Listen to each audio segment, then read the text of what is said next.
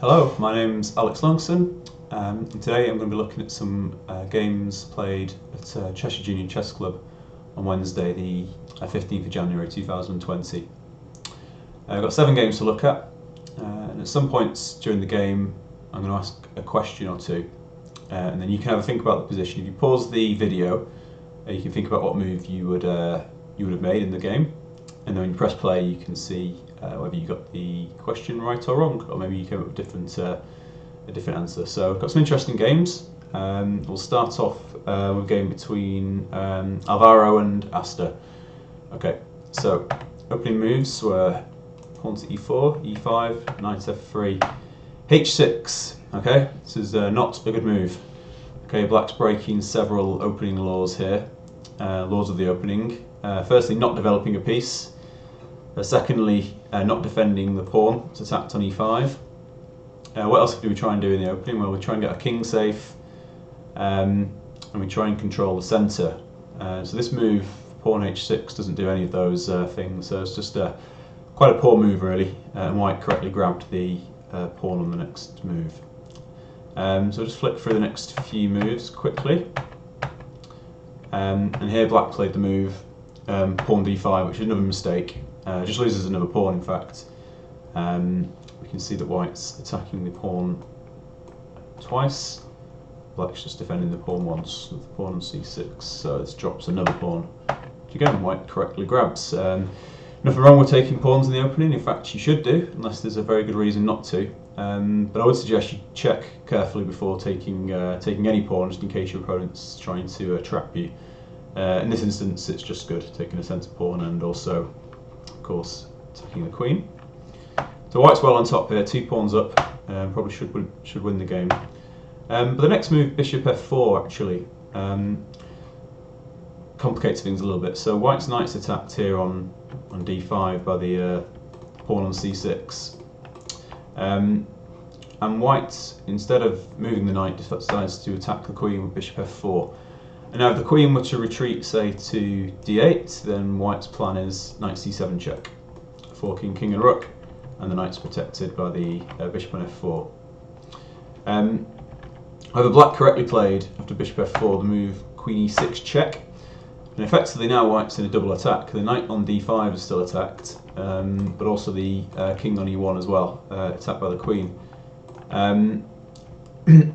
White decided to block the check with queen e2.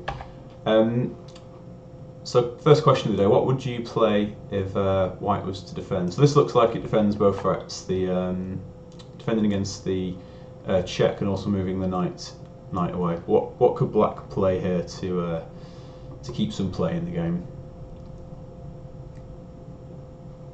Well, we should always consider all the forcing moves in a position, checks, captures and threats. And here the check bishop b4 check is a little bit awkward for white, who can't block the check. Obviously the queen d2 would be terrible, we'll just lose the queen for a bishop. But instead if white plays move king e2, then this king is looking very suspicious in the middle of the board, and the position's complicated.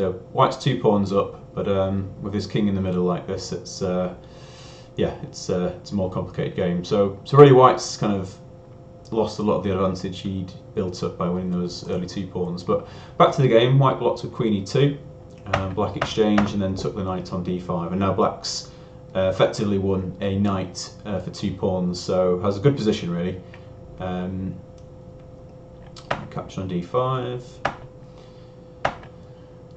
White played bishop f3 to protect the pawn on d5, check. And the next interesting moment in the game, white played the move pawn d6, and this is a discovered attack, in fact, on the rook on a8. Discovered attack is where you move the front piece to reveal an attack by a piece in the rear. So this pawn moves out of the way to reveal this attack with a bishop on the rook. And evidently black didn't spot this and continued with rook d8.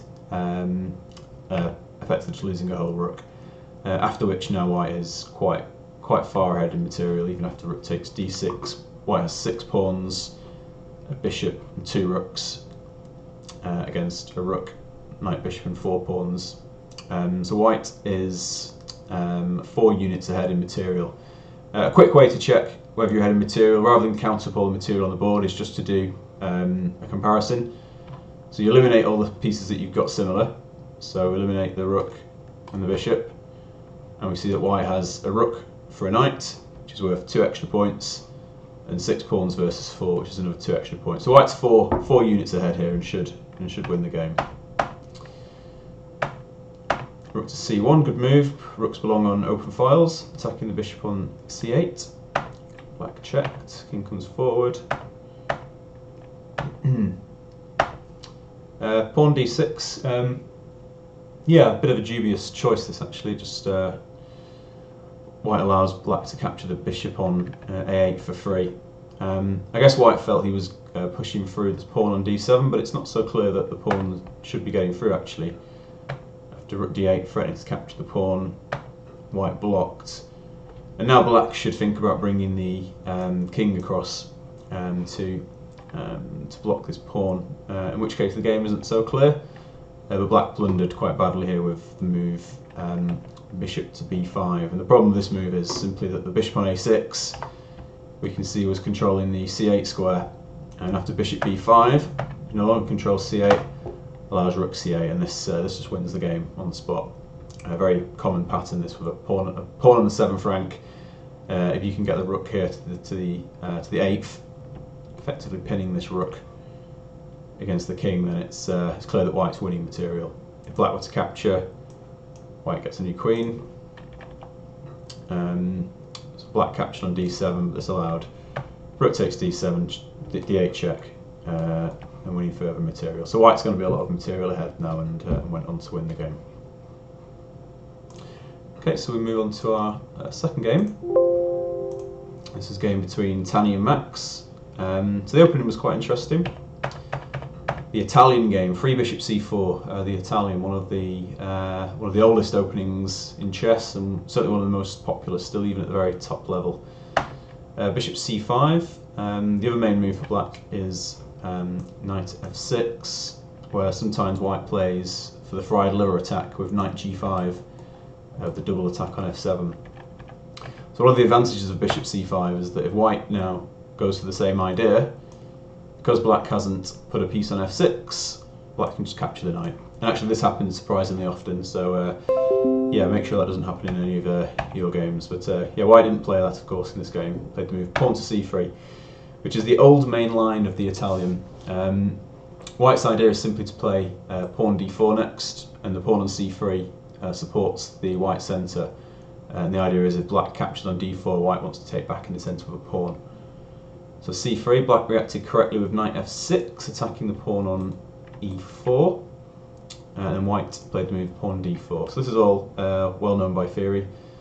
Pawn takes, and bishop b4 check. This is an important move. If black were to just retreat the bishop, then white would consolidate his big centre with knight c3, and white's just got a good game here. In fact, maybe even white should push this pawn forward immediately. In fact, as knight c3 might allow this fork trick. So yeah, but bishop b6 effectively doesn't put any pressure on the white centre and allows white to advance in the centre. So black plays the move bishop b4 check, checks the king, and also this pawn on e4 is still unprotected. So white's got a choice here, and two main moves are moves knight c3, which is known as the Mola gambit. Very sharp pawn sacrifice. We won't look at that right now. But the move played in the game, bishop d2, is also very popular and very solid. Black captured here on d2, check, which is the main move. Although I should add that the move knight takes e4 is very playable here. In fact, it might be the simplest way for black to get a good game. So black's captured a centre pawn, so white really needs to do something quick here. I mean, if let's say white were to castle and allow black to exchange a couple of pieces and get the move d5 in, for example, black's a pawn up and on his way to consolidating the position. So yeah, so white's got to do something a bit quicker. So the main line here actually goes bishop takes bishop, knight takes, bishop takes f7 check, which is a temporary sacrifice. The idea is that white regains the piece with this forking the knight and the king. And then the main line here goes king to f8, queen takes b4 check, queen e7, blocking the check. And after the queens are exchanged, the position is roughly level. So yes, that's one of the main lines in this opening. But the move that black played, bishop takes d2, is fine as well. Knight takes d2, and here black played move pawn d6, which isn't a terrible move, but actually black should probably challenge white's centre immediately here with the move pawn d5, and this has been known for many years as being an equalising move effectively. And many games, in fact, here continue pawn takes, knight takes, queen b3, trying to put pressure on the knight and the f7 pawn, but allowing the move knight a5, which of course attacks queen and bishop. And after queen check, black has the retreat knight c6, and here the position's roughly level. If white put a castle, black put a castle, the position's about balanced. So yes, this is a good way for black to equalise the game. The move d6 is okay, but it's a bit passive, and white should be better now with these strong pawns in the centre of the board. So white castled, and black pinned the knight on f3, pinning this knight against the queen, obviously. And white's next move is okay, h3. Black's idea is he wants to take on f3 and then capture a pawn in the middle.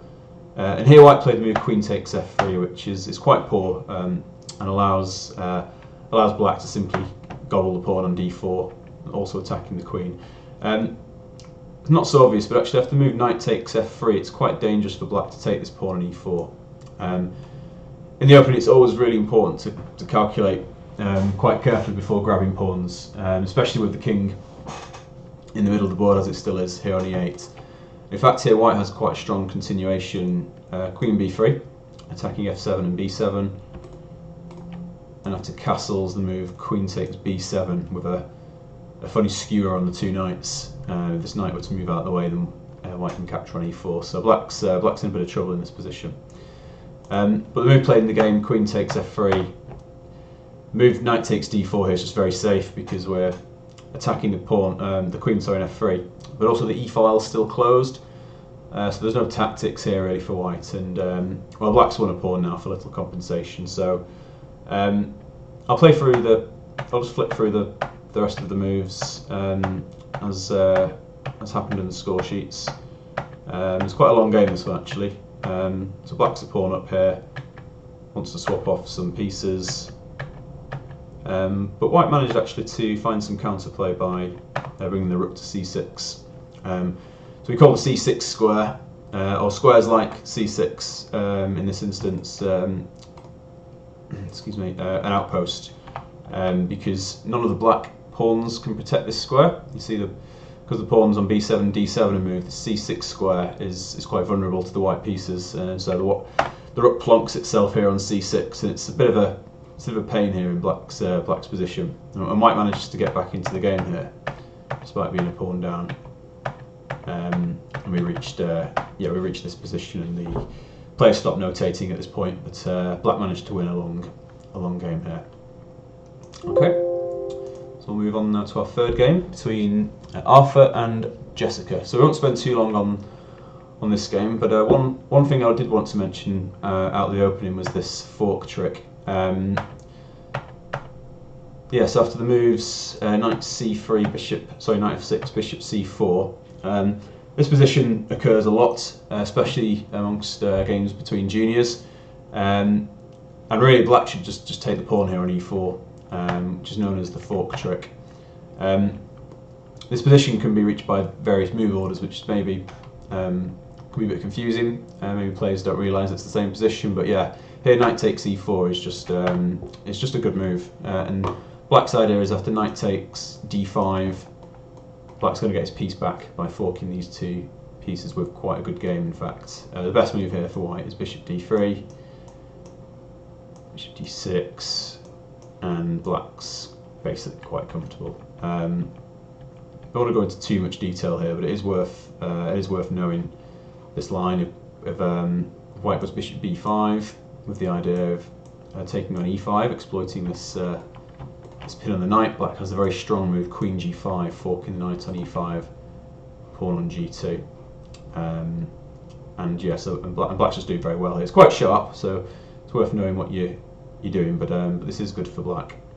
Then the other move after knight takes e4 is the desperado, bishop takes f7. Desperado is when you know you're going to lose a piece anyway, so white realises that after knight takes e4, d5, it's going to win the piece back. So desperado is when you try and get something for the piece. So yes, bishop takes f7, king takes f7, knight takes e4. So material's technically level, piece and a pawn each have been captured.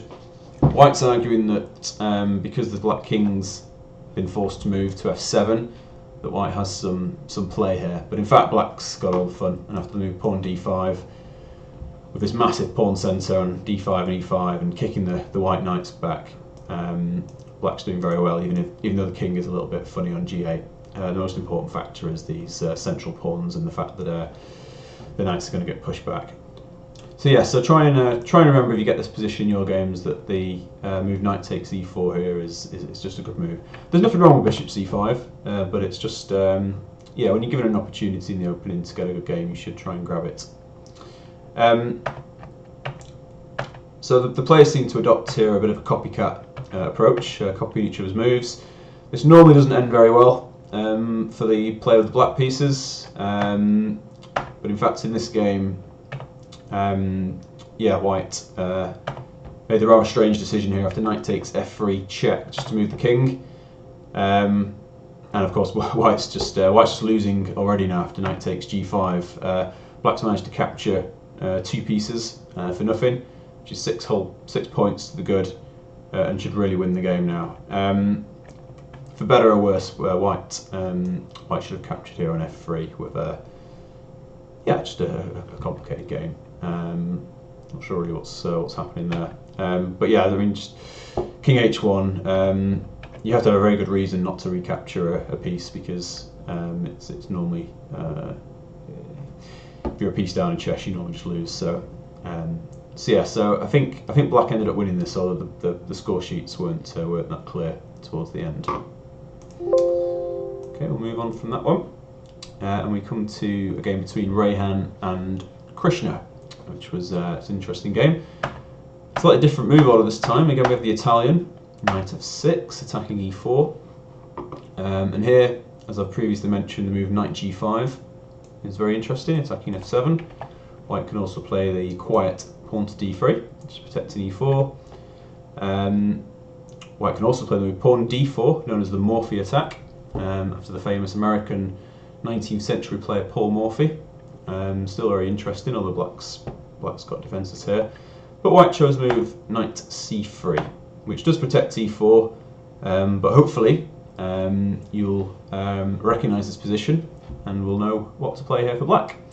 I'll just pause the video and you think about if you recognise this position.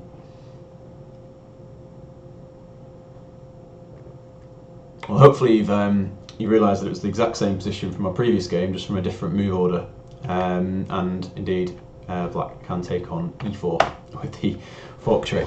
But again, black didn't play this. Black played bishop c5. It really is amazing how how often black players don't take the pawn on e4. It's a bit of a personal bugbear of mine, so I'm hoping players at the club will start to spot this.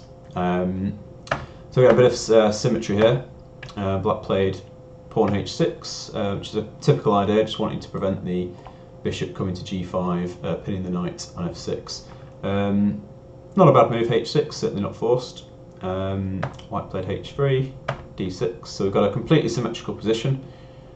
Bishop to e3, black retreated the bishop, and then white jumped forward with the knight on d5, and then black exchanged on e3. It's a little bit strange play from black to play the move bishop b6 and then on the next move to play bishop takes e3. You kind of spent 2 moves when you could have done it in 1. White captured now with the knight. I'd have been tempted to capture with the pawn.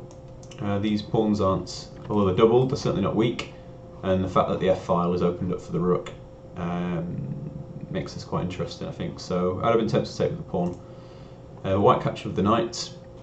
We have the further moves, d5, a6, and now a fairly typical mistake here. White played the move pawn to d4. Pawn to d4. So can you see why that's not such a good idea? If you just pause the video now, what could black play after the move pawn to d4?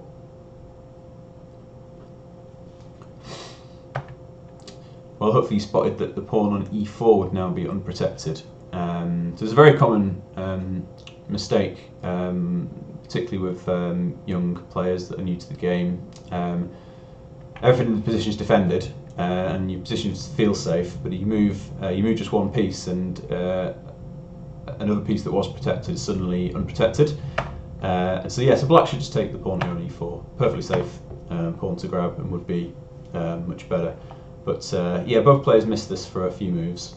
Black played move pawn b5, and again black should take on e4, but actually here blundered really badly with the move rook e8, and white had a great opportunity here to win the game on the spot. So if you pause the video and see if you can see the winning continuation here for white.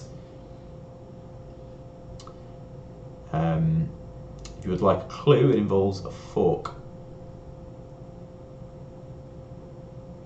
It's quite a typical tactic, this, based on a fork and also clearing a square.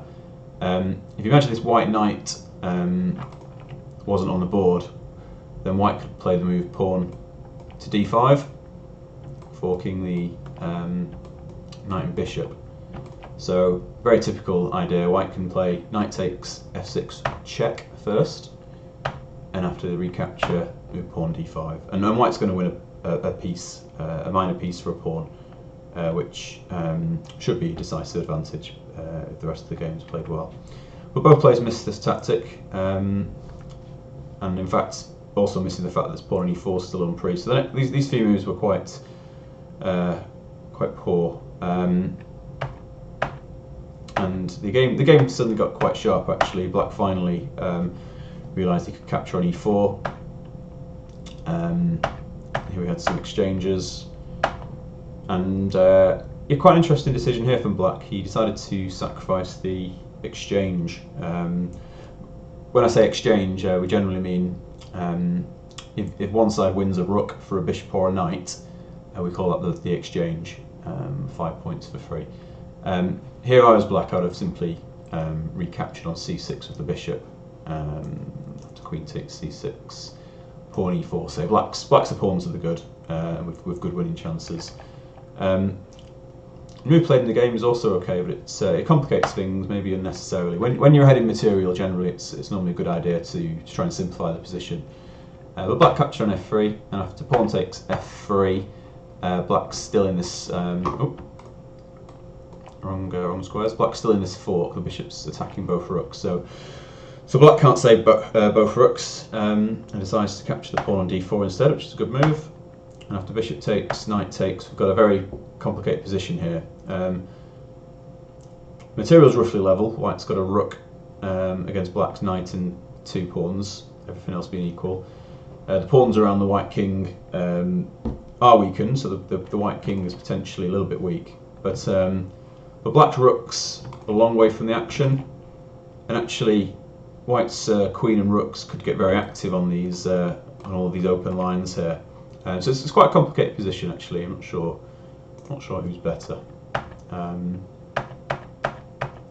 few more moves were played, and the last kind of moment of the game that I wanted to really touch on was this position. So we've reached an end game where black currently has 3 pawns and a knight for a rook, which should mean that black's got some advantage.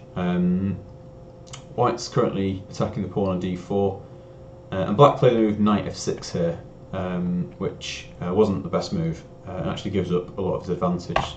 What would you play here as black to consolidate your advantage? Can you pause the video and just ponder this for a moment? Well, the correct move is simply move pawn c5. No, fancy tricks here, just defending the pawn on d4. Black can play the move knight f6 next, and also bring the rook to b8 on the open file. The important thing is to consolidate that pawn on d4, which is a very powerful pawn, passed pawn, quite close to queening.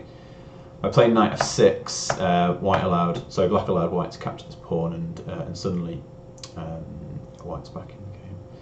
So yeah, black went on to win this game after quite a long struggle.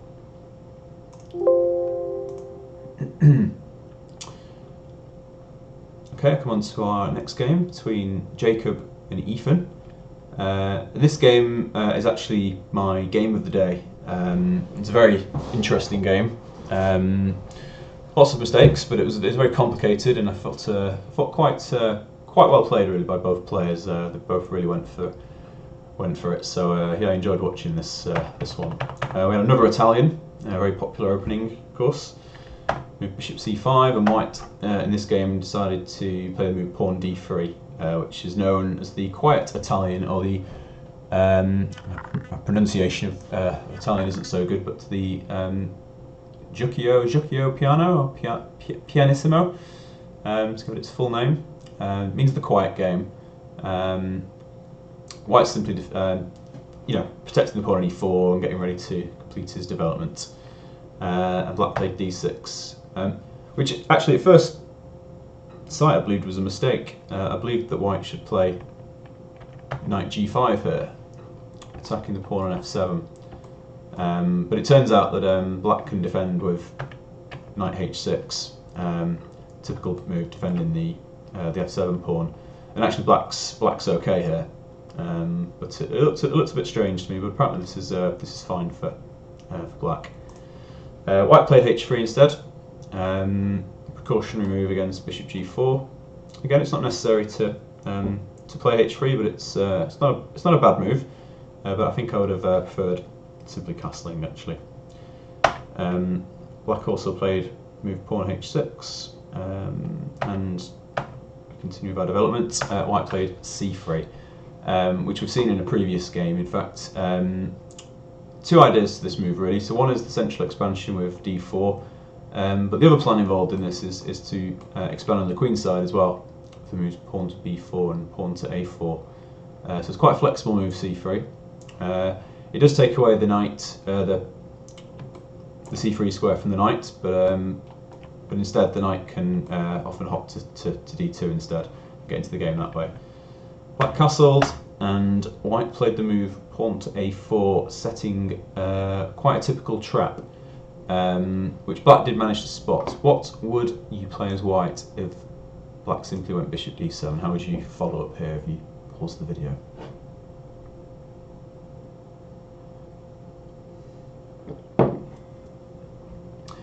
Okay, well simply white is winning a piece here. White can play the move pawn to b4, attacking the bishop. The bishop's only got one square to retreat to, and now white finishes the trap with pawn to a5. This is known as the Noah's Ark trap, I believe. I'm not sure why, but it is. The bishop gets trapped, and this is very typical. So white's last move was actually quite cunning, a4, because if white had gone for the more direct b4, bishop b6, a4, somehow it's a little bit more obvious here that white's threatening pawn a5. So by playing the move pawn a4 first, I think it's a little bit more difficult to realise for black that this bishop's getting trapped, or potentially getting trapped.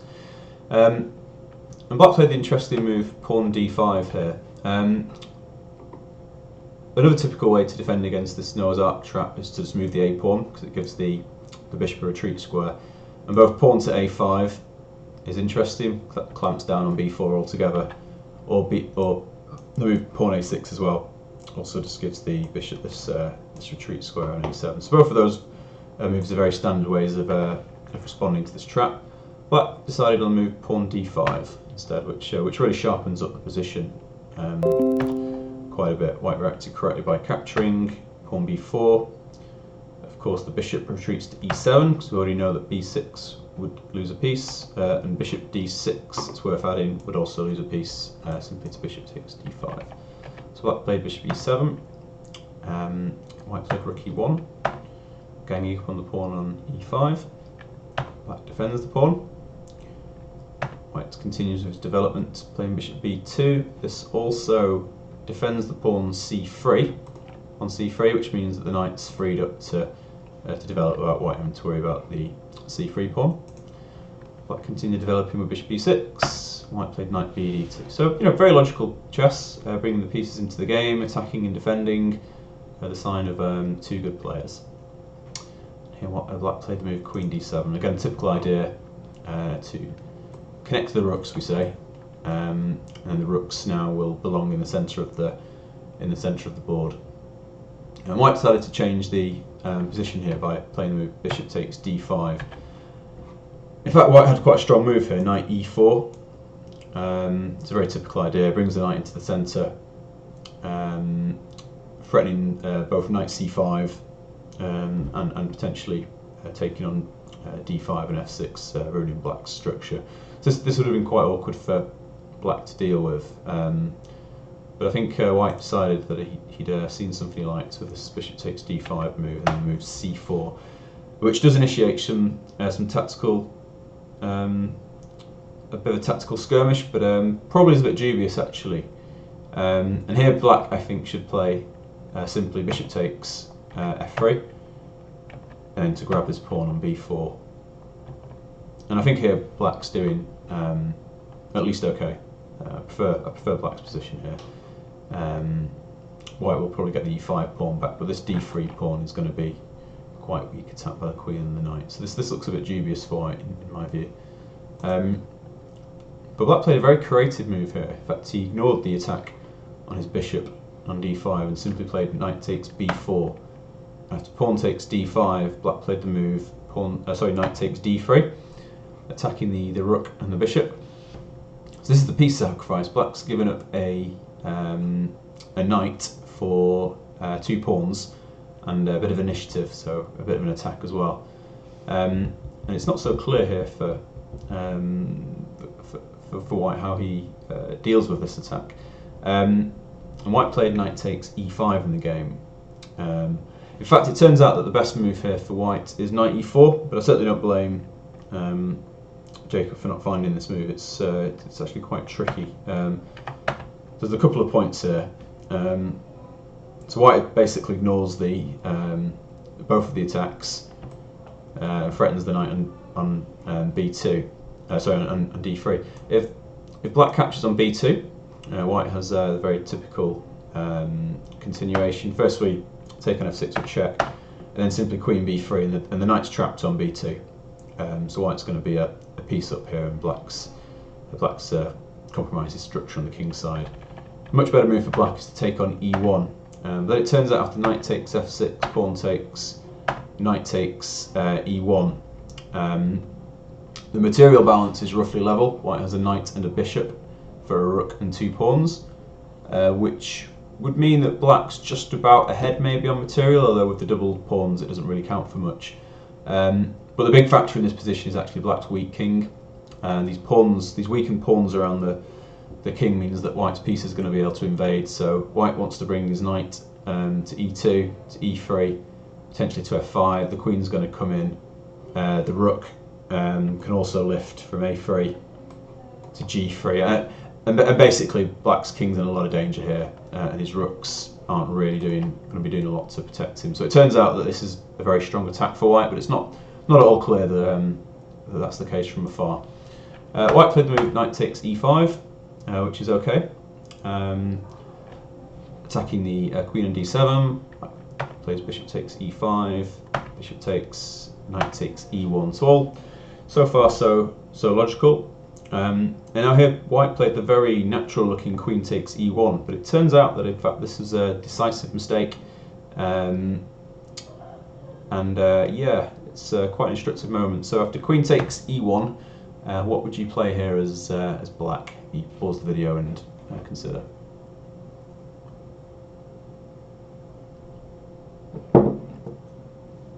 Well, it turns out that Black is just completely winning after the move rook f to e8, simply pinning this bishop against the queen. It just turns out that White can't move this queen out of the pin without just losing the bishop. which is a bit of a funny situation and quite a bit of a surprise, but it's turns out to be true. So actually, we step back a move. Turns out here that white had to try something different, and the move knight to c4, in fact, was quite a good idea. As the knight, in fact, is still trapped on e1, so it's not going anywhere. And after the follow-up, rook e8, bishop c3, white's going to capture the knight now, but he's avoided this pin. And the position is very complicated, but certainly white's, white shouldn't be worse. The 2 pieces for the rook. But unfortunately after queen takes c1, rook e8, this pin is just devastating, and black's just going to win a whole piece here. So game continued, knight b3. What do we do against the pinned piece? Well, we try and attack it. So pawn f6, attacking the pinned bishop on e5. White played knight c5, attacking the queen, but the queen takes d5. And we ended up here where black's effectively a rook and 2 pawns against the knight, so a 4-point advantage, and managed to convert the game quite comfortably in the end. So yeah, very interesting game that, and I think well played by both players really. Okay, we'll move on to our 6th game, penultimate game between Rohit and Ethan. We had another Italian, of course. Very popular tonight. This line. Again, we have the d3 system here. Bishop c5.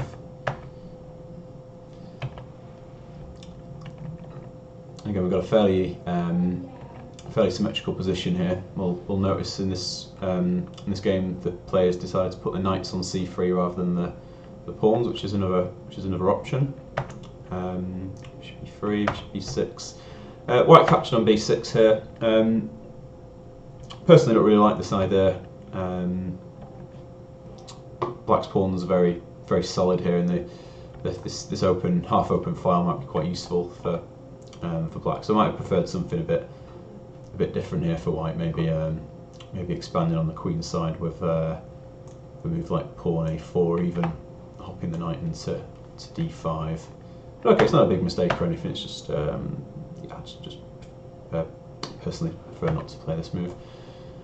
But yeah, not too much is happening here. And now black came up with the interesting knight e7, which is actually a very typical manoeuvre in these positions. Black wants to bring the knight round from c6 to g6 on the king side, and maybe start attacking white on the king side. Black can also sometimes follow up with the move pawn c6 and d5 as well. So quite a typical manoeuvre. White reacted correctly by pushing the central pawn. And I believe black accidentally grabbed his d pawn, as he mentioned after the game. I think d5 wasn't the move he wanted to play, but once he touched the pawn on d6, of course, with the touch move rule, you have to move the pawn. Yes, this a bit premature. This and white captured on e5. And here black should probably make the best of a bad situation and play knight takes e4. And then after the follow-up, knight takes, pawn takes, rook takes e4, say, then white's a pawn up, but black's certainly got fighting chances here. But the move he played in the game was in fact pawn takes e4. So can you calculate what would happen after pawn takes e4 and who would be better at the end of the variation? You spend a few moments just considering that as you pause the video.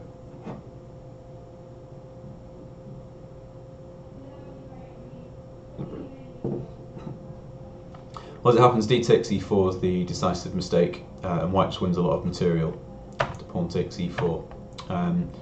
First exchange the queens, and then simply capture on f6.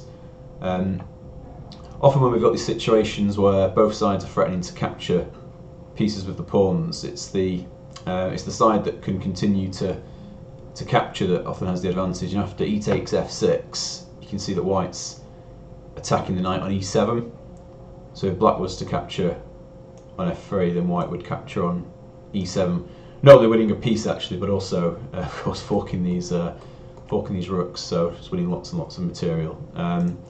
Yeah, and after he takes f6, I think black realised that it had gone wrong. It moved the knight, but after knight takes e4, white's just won a whole piece, and the rest really should be fairly easy. And white didn't make any mistakes here, converting that advantage and won a nice game. Okay, so finally we come to our last game between Dylan and Killian. The opening here was the 4 knights, so called because all 4 knights come out to the centre. So not very imaginative. Some openings are named after people, some openings are named after places, and it turns out some are named after the pieces that come out. And white played bishop c4, and this is our third game tonight which has reached this position, and the third game where black didn't play knight takes e4. So again, knight takes e4 is the best move, the fork trick. Hopefully we should know this very well by now. Pawn d5, forking knight bishop. But black again didn't play this, played the move bishop c5. So please, please, please, if you get this position as black, play knight takes e4. It's not like it wins the game or anything, but it's just it just gets a very pleasant position for white. For black, and it's punishing white's slightly inaccurate opening play. Okay, so we carried on as such, and black played bishop g4. It's a very popular idea to pin the knights in these situations. Basically, in these positions, the side that's pinning the knight here, so you can see that the bishop's pinning the knight here to the queen. What white wants to do is follow up with the move knight d5, attacking the knight. Knight takes f6 check, and force black to capture on f6 the pawn, which opens up the black king for an attack. And we'll see actually this plan in action in the game, although it's black that carries out the attack. This pin attack is something to be aware of, but there's lots of ways to defend against it. So for example, one option here for black is to play bishop e6, and if white plays knight d5, we can simply capture the bishop. And after pawn takes, we've got some options, but knight a5 is probably the simplest. We're going to capture this bishop on c4, and yeah, this is absolutely fine for black. So bishop e6 is in this particular position is a simple defence to that pin. Also, the move pawn g5 can be considered, but you just got to be very careful when playing a move like pawn g5 to check what's happening after the sacrifice. Knight takes g5. The white gets 2 pawns to the piece, and this pin is still quite dangerous. So these are often quite sharp positions. They're normally defendable actually, but you just have to be a little bit careful. Black decided to make a pin of his own. And after move h3, bishop h5, again we've got a very symmetrical position. Now, as I mentioned earlier, a copycat strategy isn't normally very advisable for black, because the power of that extra move is often, it means quite a lot in chess. And here white should play the move pawn to g4. So obviously here black hasn't even got the option of going for this piece sacrifice, because simply the queen will fall off. But after the move pawn g4, black retreats, and now white gets the move knight d5 in, and we get this kind of attack going ourselves first. And we note that the black can't even play the move pawn g5 himself here, because the bishop on g6 is blocking it. So g4 here would have been a good move, but white played the move pawn a3, which might not be terrible, but it's just not. It's not really getting to the heart of the position. Move pawn a3. The action's happening on the king side here. So black played knight d4, and now white played a move which basically just loses the game. White played the move pawn b4, which does lose, as we'll see in the game. g4 is the best move again, and this would lead to a decent position for white. We need to try and break that pin. Problem with pawn b4 is it allows black to get his idea in of knight takes f3, check, shattering the kingside pawns and weakening the white king. But also all the move pawn d4 has really done is allow black to play bishop d4 now, which pins the knight on c3 to the rook on a1. So white's in a lot of trouble here. He has to address the knight that's attacked here, and also has to be very careful about the danger on the king side. So white played the move queen d2, protecting c3, and black played the move bishop takes f3. Turns out that black actually had quite a clever little trick here, which isn't so common. So it looks like white's pinning this knight on f6 to the queen on d8, but unless you're actually pinning a piece to the king, it isn't. Let's say it isn't an absolute pin. If you're pinning a piece against the king, it absolutely can't move because we can't put our king in check. There's no rule to say that this knight cannot move, and in fact the move knight takes e4 is very strong. If white captures the knight with anything, and black captures on h4, and has won a pawn with an ongoing attack against the white king, and if white captures the queen on d8, then black continues knight takes d2. And although materials equal at the moment, we can see that the bishop on d8, knight on c3, and the pawn on f3 are all under attack, and black's completely winning. Black's going to win a lot of material. So knight takes e4 was quite a clever little trick there, but the move played in the game was also good. Bishop takes f3, just grabbing a pawn. And white's in a lot of trouble here, but his next move was really hastened the end. He played bishop takes f6, but all this does is allow the queen to get closer to the white king, and now we're threatening checkmate. White played a4, and now black has a forcing line that leads to checkmate. If you just pause the video a moment and see if you can find the line. Okay, hopefully this wasn't too difficult. Very common pattern. Black simply checks the king on g6. King moves out of the way, and queen g2 checkmate. So very typical line there. But it turns out that white's just completely busted here anyway, even if he didn't play a4. Knight e2 is a possible defence, with the idea of trying to block the check on g3. So my next question is, how would you respond to the move knight e2 as black? Pause the video and consider.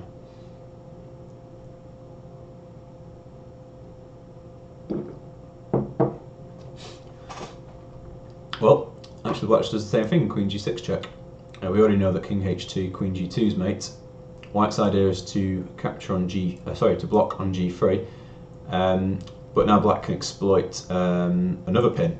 We see that this pawn on f2 is actually pinned to the king by the bishop, so simply queen takes g3 checkmate ends the game.